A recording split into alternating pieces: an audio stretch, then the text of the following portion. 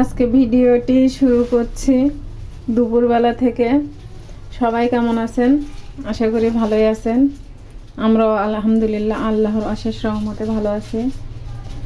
তো আনামকে স্কুল থেকে নিয়ে আসছি, আর ওকে একটা ওই কিনে দিয়েছিলাম আইসক্রিম। তাই সে কাগজটা নিয়ে দেখেন খাওয়া শেষ, তারপরে ওর খাওয়া শেষ হচ্ছে না।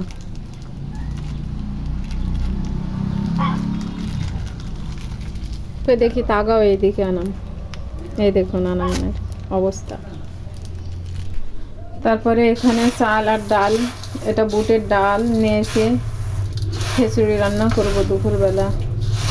আজকে অসুস্থ, ভালো লাগছে না কিছু করার জন্য, সেজন্য রান্না করব খিচুড়ি দুপুরের জন্য। তাহলে ভিডিওটি দেখতে থাকুন।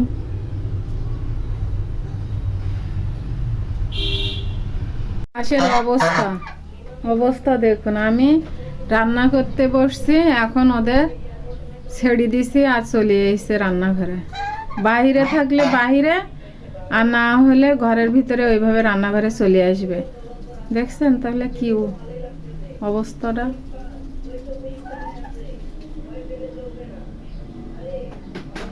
তেলটা গরম করা হয়ে গেছে, এখন ওতে গোটা মশলা দিয়ে দেব।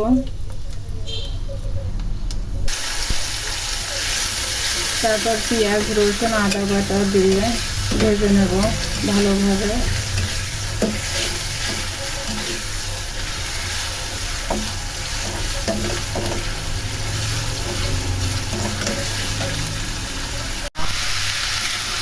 পেঁয়াজ রসুনগুলো ভাজা শেষ, তারপরে আমি চাল আর ডালটা দিয়ে আবার সুন্দরভাবে ভেজে নেব।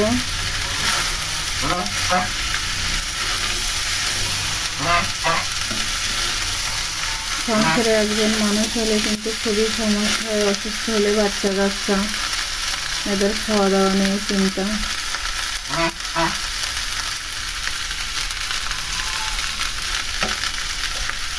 আর এটাই দিয়ে পানি গরম করতে দিয়েছি, পানিটাও গরম হয়েছে।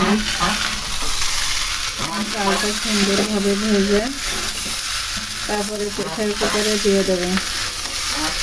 এই তুই কি করছিস? তাই দেবো তো ঘরে উঠে যাচ্ছে, আজকে এরকম করছে কেন? ডিম পারবে, ওর জায়গা দেখাই দিছি, কিন্তু তারপরেও তো প্রেসার কুকারে চাপিয়ে দিয়েছি। তারপর সিটি দেওয়া পর্যন্ত অপেক্ষা করব। আজকের ভিডিওটি যদি ভালো লাগে তাহলে লাইক, কমেন্ট, শেয়ার এবং সাবস্ক্রাইব করবেন। সবাই পাশে থাকবেন, দোয়া করবেন যেন ভালোভাবে আপনাদের সামনে ভিডিও দিতে পারি। খিচুড়িটা রান্না কমপ্লিট, এখন আরাম খেয়ে বলবে কেমন হয়েছে। বিসমিল্লাহ বলো। বিসমিল্লাহ। আসলে অনেক টেস্ট হয়েছে খিচুড়িটা। আমি সবসময় খিচুড়ি বুটের ডাল দিয়েই করে থাকি বেশি অংশই, সাথে আছে সালাদ, খিরাই। এই আজকে আমাদের দুপুরের খানাপিনা, এই দিয়ে আজকে খাওয়া দাওয়া করব। আর যদি শরীরটা ভালো লাগে তাহলে রাতে অন্য কিছু করব।